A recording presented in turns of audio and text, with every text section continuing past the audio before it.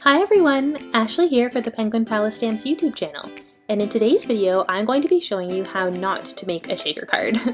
And what I mean by that is that I made a huge mistake in this card, and I'm going to show you what I did wrong and what you should do to make it right. So without further ado, let's get into it. I started by ink blending a panel that I wanted to have as the background of the shaker element. So this is the panel that will go behind the clear part of the shaker, and you'll be able to see through the shaker to this background panel. I wanted it to be a Valentine's Day themed, so I used two different colors of Distress Oxide ink in pinks. So the first light one is Spun Sugar, and the second one is Worn Lipstick, which is just a nice sort of darker pink color. And what I'm doing here is I'm just using some foam blending tools to blend on the ink, one on each side. So I put Spun Sugar on one half and Worn Lipstick on the other half, just using a nice circular motion to sort of blend that ink onto the paper and going back and forth between the colors to make sure that they blend nicely together, which you can see that they do here, and Distress Oxide inks are very good for blending. They just blend so nicely and smoothly, which is really great. I also wanted there to be a pattern on this ink blended panel, so I pulled out my Rain of Hearts stencil, which is made by Penguin Palace, which is this beautiful geometric heart pattern which goes perfectly with the Valentine's Day theme. And I just taped on my panel to the back of the stencil to keep it in place, just using a few pieces of masking tape. I'm then able to take another foam blending tool and apply some more Distress Oxide ink on through the stencil. This time I'm applying Festive Berries, which is an even darker pink shade. It's almost like a light red. And I thought that that would just stand out really nicely against the other pinks that I had already blended. So just using small circular motions here to apply the ink through the stencil, and then that will create that nice heart pattern. And just making sure that I get it across the whole panel, and then I'm able to pull up the stencil, take off the tape, and you can see the finished result, which is that beautiful heart pattern on that ombre pink background, which is really, really cute. So again, that is what will go as the background of the shaker. I've gone ahead and die cut out the front of the card here, just out of some white paper, and I used a scalloped rectangle border to cut out the outer edge, and then just a heart die to cut out that heart shape in the middle. I'm now applying a piece of acetate, and this will act as the window for the shaker. So I just put some liquid glue all the way around the heart, and now I can put down a small square of clear acetate.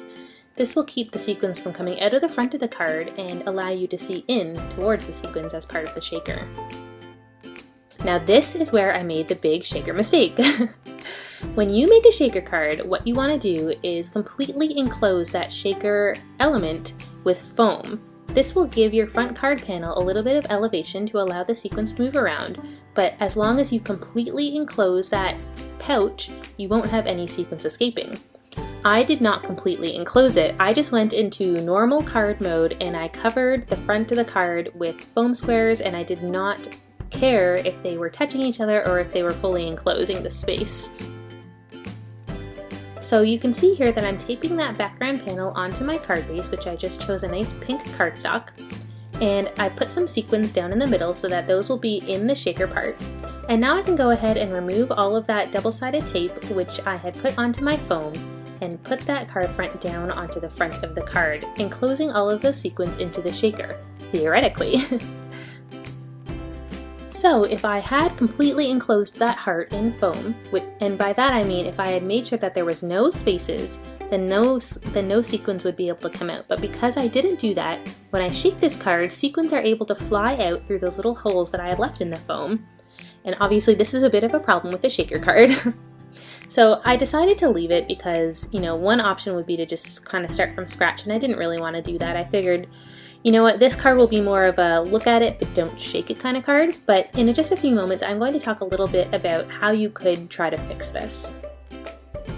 So the next step of my card was then to go ahead and stamp out a few of these critters from a couple different Penguin Palace stamp sets. These were from the Happy Track and Field Chapter 1 and Chapter 2 sets. I think the bunny and the dinosaur were from one of the sets, and the frog was from another one. I really like these critters because they kind of all look like they could be hugging. They're kind of in those fun poses, which I don't think is what they're meant to be. They're meant to be running or just sort of excited, but they also could be hugging, so I like that they're kind of versatile. I stamped them out in some Copic friendly black ink, and now I'm just coloring them in with Copic markers, which I've sped up here so you can kind of see the coloring come together a little bit faster. And now I will just quickly tell you that if this mistake ever does happen to you where you forget to completely enclose your shaker pouch with foam, what you can do is you can take some cardstock and just cut it down to a thin strip. And then you can score it at the corners of the card and wrap it around that card front.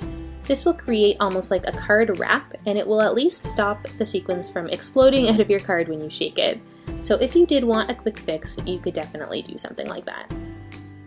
Now I've gone ahead and die cut out 4 letters to make the word hugs out of some nice purple sparkly cardstock, which I think I just purchased from Simon Says Stamp. And I'm just using some liquid glue to adhere them down to the front of the card panel on the top there to spell out the word hugs.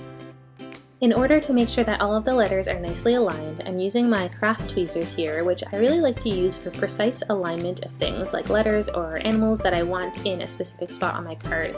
It kind of gives you that extra visualization and your fingers don't get in the way, which is really nice.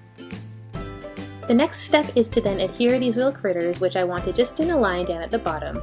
And I'm using some foam squares for this to give them a little bit of extra elevation on top of the card, just to add some extra detail to the front of the card here, because otherwise it would seem a little bit flat.